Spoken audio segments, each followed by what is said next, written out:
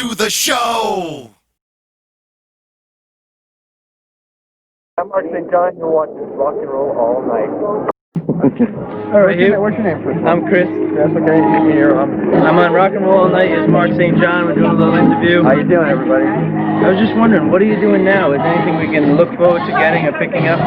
Well, I came out with a CD about a month ago, and it's on Lock This Monster Records. It's a 5-song EP, and it has some best guitar playing on it. There's 2 instrumental songs, and the other 3 songs I had co-writers from Peter Criss was on it, and wrote a couple songs on me and him played together, and a couple other people. How you doing? We're going to turn this way over here. Great. Thanks for coming out. I didn't have to, but what have you been up to? That's what they're interviewing me about. You want to take over? Go ahead. No, it's all right. Yeah. So, I mean, you done anything since White Tiger? Yeah, I just came out with CD last night. You might have to get closer. They're selling it in here, I think. They're selling CD in here, do you know? They're selling CD in here? That's all out. Yeah. You can get on the internet. Okay. Just look up KISS and you'll find it somehow. Oh, okay. All right. Pleasure meeting you. Bye-bye. Okay. So, where can we pick up that? Is there somewhere online or just anywhere? I don't have it. I don't have a distribution deal yet. Okay. When the LP comes out, we'll help. But the mini EP, I think 5 songs, and a friend of mine's doing it on the internet, and they're selling on the internet so far. So I haven't even heard it, but it sounds really good. I hear it. All right. It's sold out everywhere. I think it's been on a month. They sold 5,000 copies, so it's been really good. Oh, that's pretty good. That's good. It's really good. It's called the Mark St. John Project, and I look like a computer graphic idiot on the front. You can't tell it's me.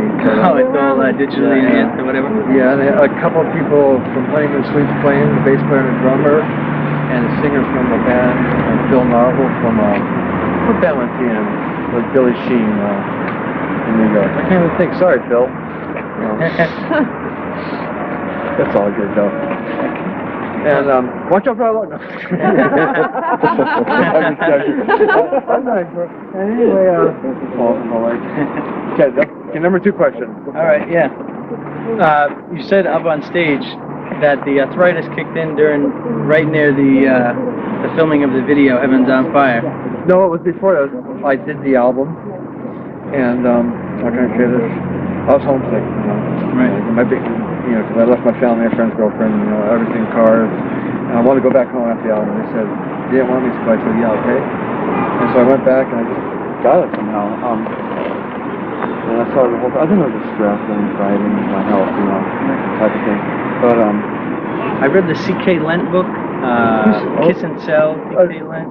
Chris? Yeah, Chris Lendt wrote a book. He wrote a book? KISS and CK, yeah.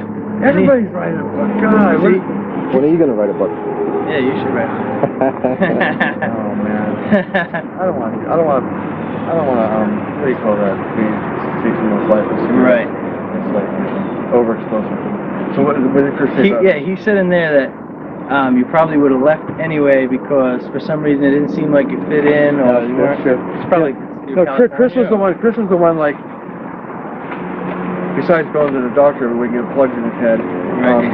He's the one that okay, Mark, we're gonna buy some shoes and we're gonna get you a place and he took me around. He was their money. He's the guy on tour that when it's done, he goes to promoter and gets paid. He's the money man. He carried all the money for KISS. Oh, all right. Yeah, that's what he did. I didn't know him that well, but okay. I'm sure he looked into this situation more or less that long, but he was cool. Is that all the questions you asked him? And when he said about Mark, you want to fit anyway? Yeah, that's what he said. He said that it didn't seem like you fit in with them, and. Well, I know. Was it Lisa Mark? Howard Mark? Yeah, Howard Mark. And what's the other guy? One of the guys committed suicide. Really? I didn't know that. Howard Mark. I can't remember. It's been such a long time. I don't even know your name. Chris. Okay, Chris. You got a good editing machine, right? Yeah, we do. We have an editing machine. It's like 2 VCRs put together to make an editing machine. Tiny little home. I know, we're stopping right here. There are cars right there. Oh, we found the car? No, the All cars right. right there. And the subway. Yeah, we'll wrap it up. So very good. We'll look forward to that. And are you doing any other conventions? Toronto in November. Los Angeles. don't know. I saw October. it. Yeah. Well, I'm so tired. All right, no, this is good, so people will know, to go check it out wherever they can. Tired. Sorry. I'm gonna go to bed. All right, thank you No very problem. much. Bye, guys. Thanks a lot.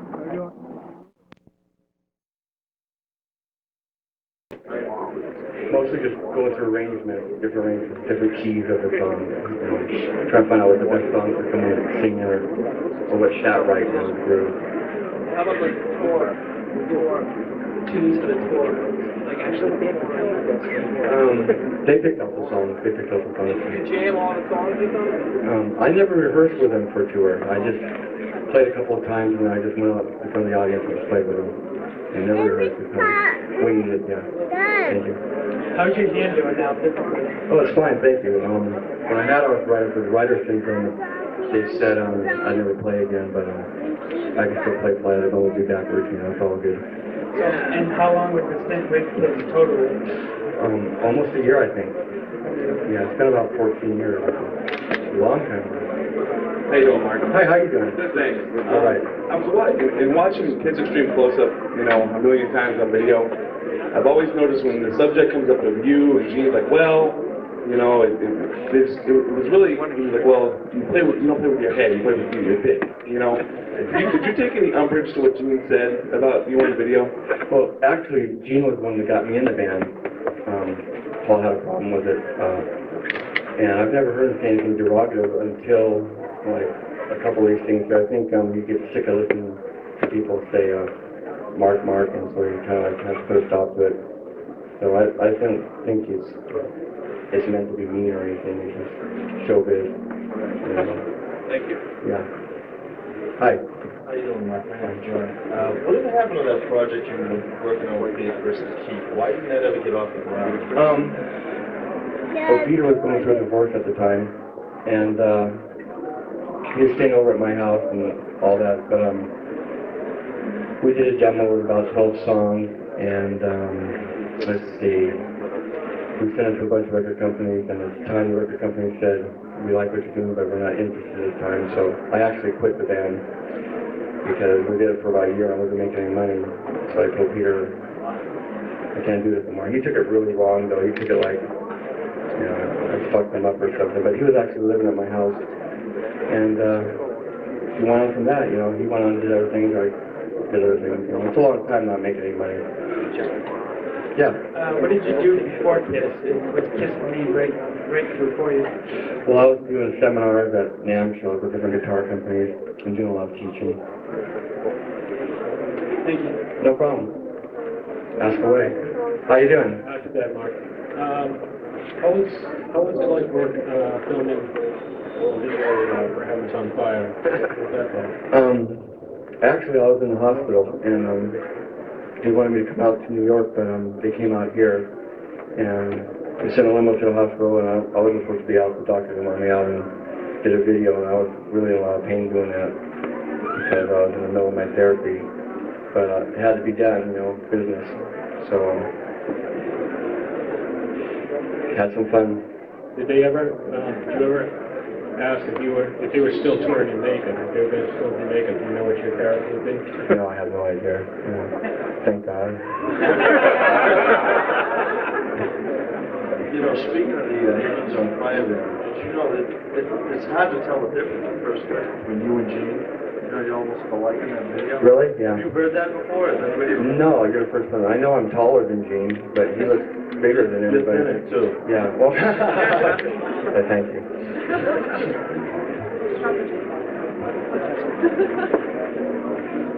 Yeah. How'd you get into KISS? How did it start for you?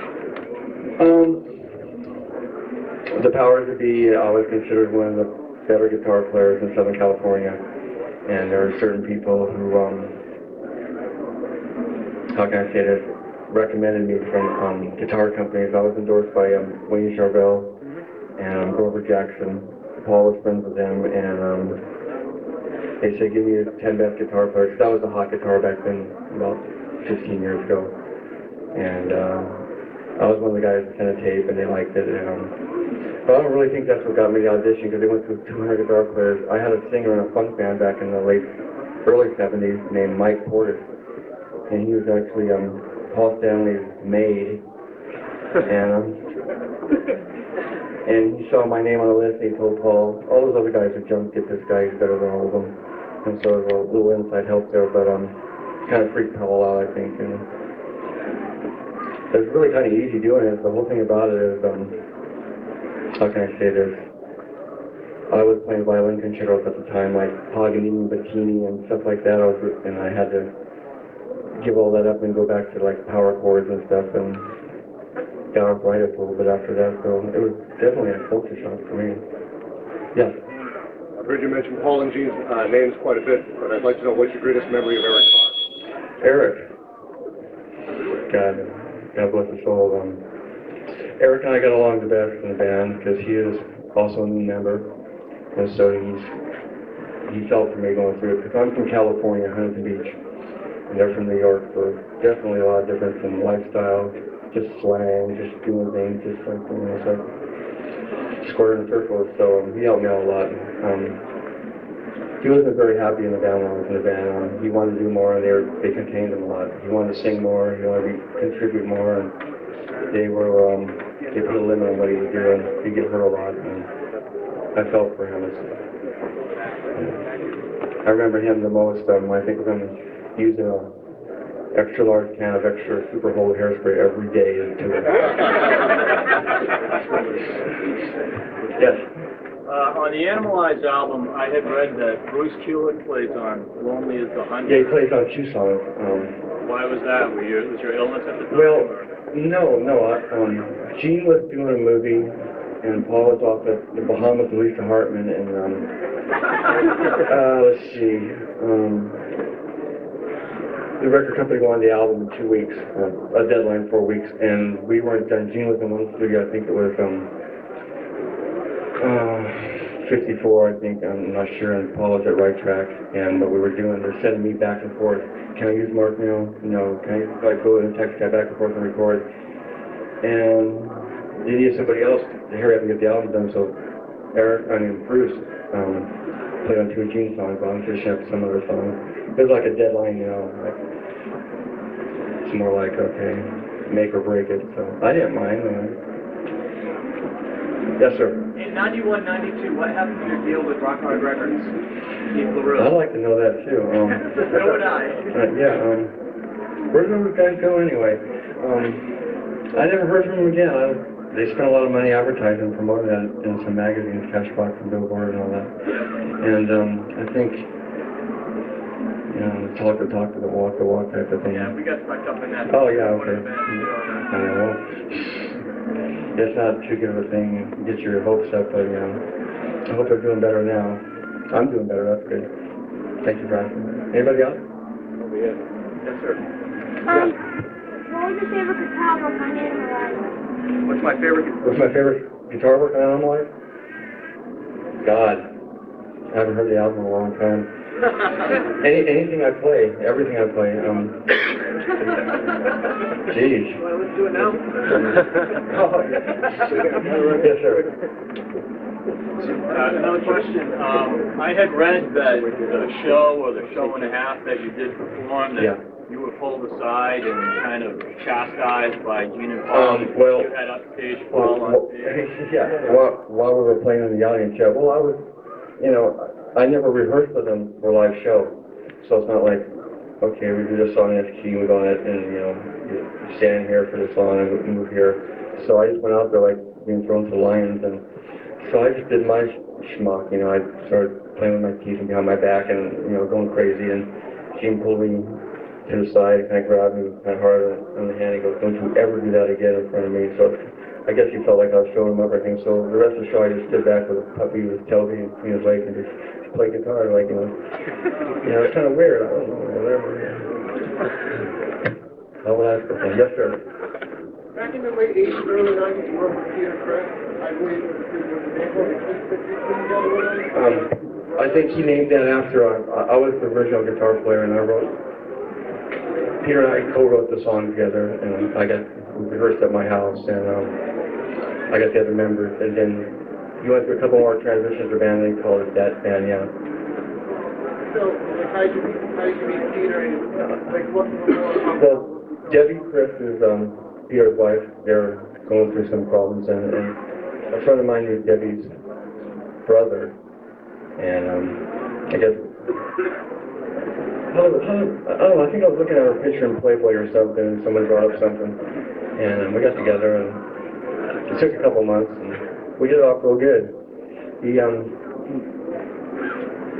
Peter's very interesting. He's like, very outspoken as far as playing with the other two members. Or else, I don't think they could control him, that's why probably he left or something, I don't know. But, Eric, I think he's from Brooklyn, I think, I'm not sure. Mark, which guitarists inspired you growing up? Oh, there's hundreds of guitar players. I mean, it's like food, or like pizza or hamburger to talk with. I mean, there's so many of them, I try to listen to guitar players who, that I wouldn't want to be like and be compared to. I try to listen to other types of music, like, as far as instrumentation, like a trumpet or a keyboard or a violin or something, and take that, how they play their intervals in music and put it to influence. But still that style I like, because otherwise it's like, oh, you sound like him, there's already somebody else, you're second rate, you'll never go anywhere. So my advice is like, don't copy Eddie Van Halen all the time, you'll never get nowhere, because there's a thousand of them who never got anywhere. It's got to be your own, you gotta make your own little thing, so people can identify you from somebody else. They're going, yeah, generic. Yes? Did you have any problems with him before you got into the band? No, not at all. No, I wasn't trying for him. I was playing violin concertos on the guitar, and it's very interesting, getting arthritis. There's nothing in the family, and just woke up one morning with it. I think it might have been the stress being in the band. Do you think that if that didn't happen with your hand, in the way like Gene and Paul were, do you think you would have been happy in the band? Or I signed a 4-year contract, so there was no escape clause for me, so who knows, maybe they would have fired me, maybe I would have been 4 years. But do you like to do expos and conventions? I love it. Being asked by KISS, who gets you to do this? Well, really the fans, it's the fans that does it, yeah. I love it. I mean, without the fans, I'm nothing. I mean, if it wasn't for you, I wouldn't be up here,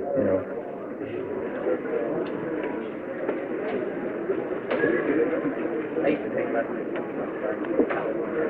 And just wondering if you think your family well, my mother and father are from Hartford, Connecticut, and Providence, Rhode Island. Hartford! I'm sure I have a lot of relatives out here, but I don't know where they are. Right now, you guys are my relatives. Yes. I love your work with White Tiger. When you were in White Tiger? White Tiger, yes. Yeah. How come that never evolved any further? That was my project, and I kind of took on too big of a load, like producer, engineer, arranger, leader, all that stuff. Own my own record company, production company, so I had all these things, and everything was going out, nothing was coming in, and I kind of quit my own band because I almost had a nervous breakdown. And we did a record and a cassette, but never did a CD, but I'm working on remixing the album now. Oh, great. It'll come out with a CD, hopefully in the next couple of months. Oh, excellent. Great. And then there's a White Tiger 2 demo that we're going to get some musicians and go over the best songs, and hopefully do that too. Did some fabulous guitar work. Thank you so much. Thank you. Excellent. All right. First, I want to publicly say thank you for Animalize, and thank you for being part of the institution we call this band. I really have two questions. First one is, during the sessions for the album, how long did it take to record, and how much did Gene and Paul ask you to come up with your own, licks for the solos? Yes. The question was about the recording sessions. What did it take to do it? Well, we did the rehearsals, and they were kind of very sketchy outlines of it, right? And then we were going to the studio. Well, Gene went to do his movie, so Paul was left with the production responsibility. But he wasn't there. He was in Bahamas with Lisa Hartman. Eric was in Florida with some girl. And so it was me and the engineer and I, excuse me. We started recording for about a week, and we spent about $10,000 recording and there were guitars flying everywhere, and Gene and Paul came back, and they hated it. They sat me down and said, "This doesn't sound like us." And I'm like, "I know, it's me. No one else is here playing." So it's like, you know, they kind of like had to watch every note I was playing. And to tell you the truth, my very best solos on the cutting room floor. I mean, it's too good. You know, they didn't want it to stick out as much as, well, it stuck out anyway, what the fuck. But, they didn't want to stick out too much. So, but they were, you know, at one time, well, you know, we like it, we don't like it. Like, you know, to me, it didn't matter if I liked it or not, as long as they liked it. Like, wow, I can go home tonight, you know. Were they ever, like, for instance, like Heaven's on Fire, thrown out for example, were they ever supportive enough that they would at least say, if something sounds good, they would say, yeah, they actually tell you that sounds good? I mean, do they show any, demonstrate any support? No. I guess they're callous to that. I mean, from all what they've been through and all the albums they've done, it's just like they're doing concrete for another house, pour it down, let's go on to a tour and go on with it. To me, that's what it felt like. You know. But I had a good time. Yeah. One other quick thing. Have you seen or spoken or kept in touch with any of them since that time, particularly with all that's happening now? You know, I haven't talked to them in probably 5 years, either of them. Gene sent me an email from Brazil a month ago. I don't know, one of my address, like, probably wants to sue me or something. I don't really know. Their manager called me and I'm going, she has my address and number, whatever. Paul I haven't talked to in a while. I talked to Bruce, I think, a couple of times. I've never met Ace. I met Vinny once. Of course, Peter. Good old Peter, whatever. But no, I'm trying to do my thing, and they're busy doing their thing, you know. I have a lot of respect for them, and so for them and the guys I want to be up here, so it all goes without saying, you know. Thank you. You're welcome. Yes. Mark, what's your opinion on Ace and his early work with KISS? I think he's cool. I mean, I liked him the most when I was a kid, but I never had to listen to KISS, but if I did, I thought, well, that guy's cool, you know, fire out the guitar and, like, you know, the Les Paul, the Guitar Hero thing, he was cool, I like that. I like to meet him, I like to play with him sometimes, you know. I guess he's a real elusive person, he don't like to, does he do things like this? Does he come out to conventions? He used to. Oh, he used to? Yeah. Any more questions? Yes, sir. When you were preparing for the Animalize tour, getting ready at some point to play the material live, was there any Ace or Vinny material that you found difficult, interesting, or was it boring? Like I said, I never had a KISS album, and I never, I didn't know any of the songs. I never prepared for the tour. Like, I called up Paul one time. See, I wanted to go back to California because I was in New York for about, 2 months. I was homesick. Paul didn't want me to go. Well, he let me go, and I called him about 2 days later. Paul, I got a problem here. I'm in Beverly Hills Hospital. I got something wrong with me. So what's going on here?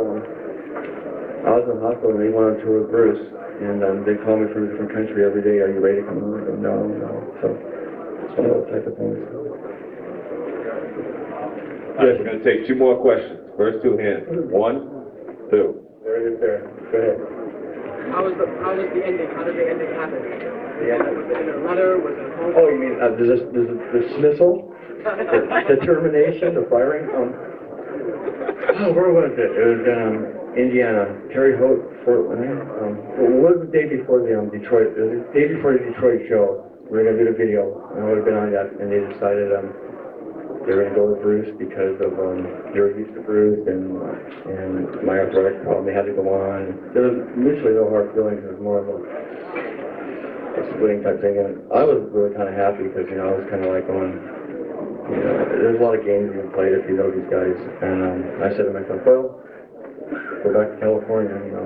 2 weeks severance pay. There it is. There. Any more questions? One more? Yes, sir. Your new album, what does it sound like? Does it sound like Animalize?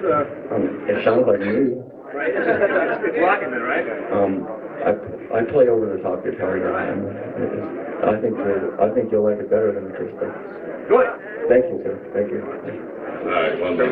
Did you ever regret how it turned out when you left it so early? Do you wish you had stayed for like 5 more years and put it Oh, no, everything went really good for me because, you know, I didn't know what was going to happen. Record the album, it could have been a failure. I could have got all these bad reviews, and it happened to be good, and I left, so it's like, I'm very happy, you know.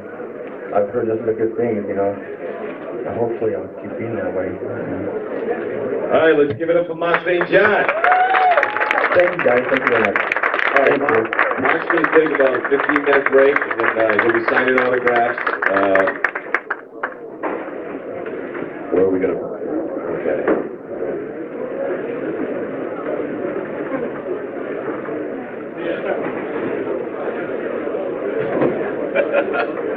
All right, we're going to line up along the stage here. He's going to sign autographs in that corner of the stage where the table is. Okay? Give him a few minutes. All right. Rock and Roll All Night brings you interviews, reviews, concerts, music, and more. So for more Rock and Roll All Night content, click subscribe.